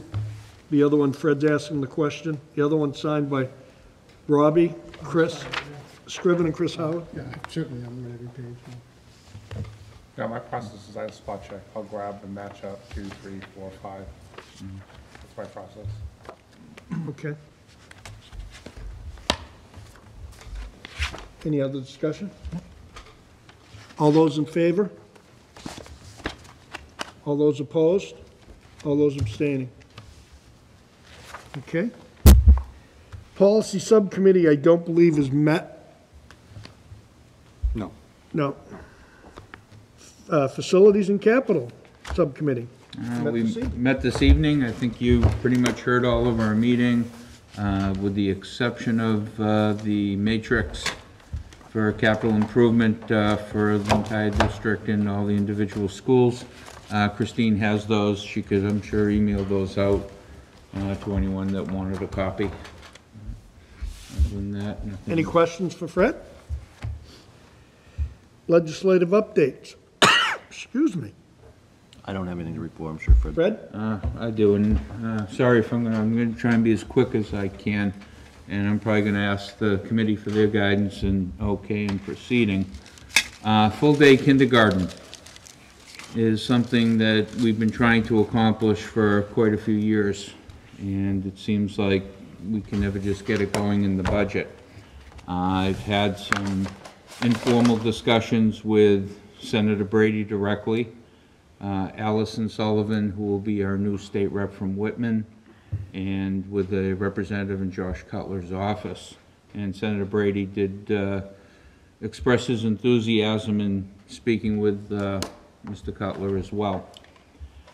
What I'd like to do is ask them for an earmark in the FY20 budget, which would fund us for full-day kindergarten, give us the seed money completely to start the program. And should that happen, you would want to hold off for FY20 because you can't spend the money in case there were 9C cuts, and then we'd be in real trouble. So to be able to implement that for FY21. If we implemented it in FY21, there would be no direct financial impact to either of the towns because it would be funded by the state. And it would give a chance for us to soften the blow for FY22 with what would ever be left in the revolving account from kindergarten, because we no longer need that, as well as we would now be getting the full Chapter 70 funding, whatever amount that may or may not be, come FY '22 for the kindergartners as well. In my mind, it's one of the only ways that we can get full-day kindergarten, and I don't know if I need a vote or just perhaps the committee to acknowledge and authorize me to proceed to have these discussions, to be asking for this. Well, I guess my question would be, haven't we had these discussions with them right here in front of the whole committee? And they're supposed to be advocating for doing this, period? Isn't that what their job technically is? Yes. Nobody's ever asked them directly for an earmark. Oh, we definitely have. Oh, yeah. I mean, I don't see any reason why you can't. Oh, I'm all for I it. mean, absolutely, but we've asked for it, but absolutely. Yeah, ask for it again. Senator Absolutely. Brady was very accommodating in being all for it. Why don't we invite them to come to a meeting? Yep. And do it formally right in front of everybody, so we can kind of hold their feet to the fire. We can do I that. think it's a great idea. I really do. Yep. I What's agree. your thought? Can we write them a letter, Michelle, and maybe get them here to specifically discuss what Fred just told you about earmarking the money for the startup of all-day K? Have to be in January. Well, consensus of the committee to send an invite letter to the state. General court doesn't start till January when she gets sworn I in. think it's fabulous. Yeah, for our January meeting, I would say. Yeah. Well, they're, okay. They're gonna be in We do session by the invite them- time, We do invite them to. Well, they have to have the new start of the, she Right. has to be sworn in as the Right. new state representative, so you have to wait till that happens. is that the 15th? Like, I mean, when is I it? think It's around the middle of it's a these- great middle. idea. Might have to be February. Good, I'll find- good I'll job, find it. Fred. We invite them to Trying to- the meeting anyway in February, which is the February. beginning of February, so maybe that'll be part of your budget. Plus, it'll get us all to meet the new state rep, you know, and we can, So for the February meeting, we'll, Okay. not January, but some will be sworn. That's fine. we're talking about. but I mean, it's good that Fred initiated, you've already talked to Allison Sullivan, and Correct. good, awesome. So I've spoken to her, as I said, I spoke to Senator Brady. I haven't spoken to Josh, I just spoke to someone in his office. It'd be good to get them all here. Yeah, absolutely. Great. Anything else? Nope, that's about it. Thank you, Fred. Great idea. Pilgrim Area Collaborative, Mr. Boyce isn't here. He is volunteered to represent the school committee for the Polar Plunge, though.